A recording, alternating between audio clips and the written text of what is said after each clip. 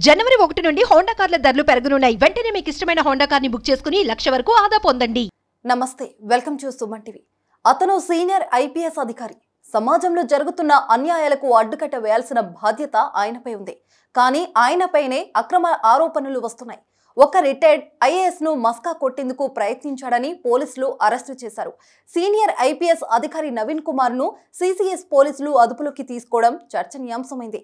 ఇల్లు ఖాళీ చేయకుండా కబ్జాకు ప్రయత్నించాడని రిటైర్డ్ ఐఏఎస్ భన్వర్ లాల్ ఫిర్యాదు మేరకు నవీన్ కుమార్ పై పోలీసులు కేసు నమోదు చేసి రిమాండ్ కు తరలించారు. తెలుగు రాష్ట్రాల్లో ఐఏఎస్ అధికారిగా భన్వర్ లాల్ సేవలందించారు. తెలంగాణ రాష్ట్ర విభజన తర్వాత ఎన్నికల సంఘానికి ఆయన అధికారికంగా కూడా వ్యవహరించారు. 2017లో ఆయన రిటైర్ అయ్యారు. అయితే భన్వర్ లాల్ కు జూబ్లీహిల్స్ లో ఒక ఇల్లుంది.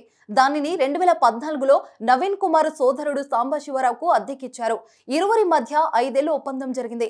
2019లో ఇల్లు భన్వర్ లాల్ ఖాళీ చేయమని అడగడంతో వివాదం చెలరేగింది. 2019 తర్వాత ఇల్లు ఖాళీ చేయలేదని భన్వర్ లాల్ కుటుంబ సభ్యులు ఆరోపిస్తున్నారు. అంతేకాకుండా రెంటో ఒప్పందానికి వ్యతిరేకంగా ఆ నివాసంలో సాంబశివరావు కాకుండా ఐపీఎస్ నవీన్ కుమార్ ఉంటున్నారని ఆమె ఆరోపణలు చేస్తున్నారు. నకిలీ డాక్యుమెంట్లు సృష్టించి సంతకాన్ని ఫోర్జరీ చేశారని, మా ఇంటిని కబ్జా చేయాలని చూస్తున్నారు అని నవంబర్ 17న భన్వర్ లాల్ సతీమణి మనీలాల్ పోలీసులకు ఫిర్యాదు చేశారు. ఆమె ఫిర్యాదుతో దర్యాప్తు చేపట్టిన పోలీసులు నవీన్ కుమార్ సోదరుడు ఓర్సు సాంబశివరావు, అతని భార్య రూపా డింపుల్ ను డిసెంబర్ 22న అరెస్టు చేశారు.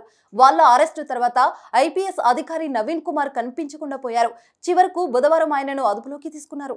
అయితే నవీన్ కుమార్ వెర్షన్ వేరేలా ఉంది. తప్పుడు ఆరోపణలతో తమపై కేసు నమోదు చేశారని, తమ ఫ్యామిలీకి మాజీ ఐఏఎస్ భన్వర్ లాల్ 62 లక్షల రూపాయలు అప్పుగా ఉన్నారని ఆరోపిస్తున్నారు. డబ్బులు చెల్లించకుండా తమను ఇబ్బందులకు గురి చేస్తున్నారని చెప్తున్న ఆయన నగదు వివాదం కేసు కోర్టులో విచారణలో ఉండగానే తమపై అక్రమ కేసులు పెట్టారని ఆరోపణలు చేశారు. పోలీస్ అకాడమీలో గత 6 ఏళ్లుగా తన సేవలను కొనసాగిస్తున్న నవీన్ కుమార్ వికారాబాద్ లో ఎస్పీగా, ఉమ్మడి రంగారెడ్డి జిల్లాలో డీఎస్పీగా విధులు నిర్వహించారు.